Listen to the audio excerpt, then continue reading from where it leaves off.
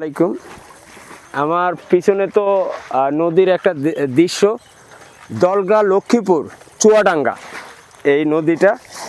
তো এই নদীটার বিশেষত্ব হয়েছে স্থানীয় মানুষরা এখানে মাছ যার যার জি হ্যাঁ হ্যাঁ এই যে দেখেন চাচা, মারেন মারেন চাচা, এই যে কি সুন্দর একটা, উনি ওখান থেকে দাঁড়ায় দেখেন কি সুন্দর পানি সেচতেছে।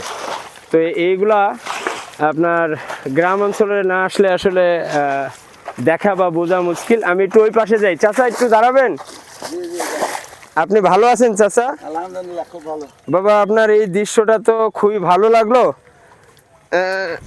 তো আমরা একটু আপনাদের এখানে আসছিলাম, আসার পরে দেখলাম আপনার এই দৃশ্য দেখে তো লোভ সামলাইতে পারলাম না। হ্যাঁ, এটা কি আপনারই ক্ষেত? আমারই ক্ষেত। তাই না? যখন পানি হয় এইভাবে সেইচা দেন? আচ্ছা আচ্ছা, খুবই সুন্দর একটা পদ্ধতি। চাচা এটাকে কি বলা হয়?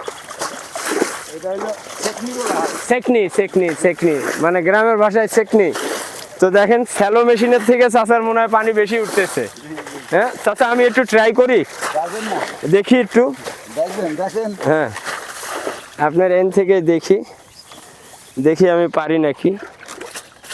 ও না, কৌশল আছে।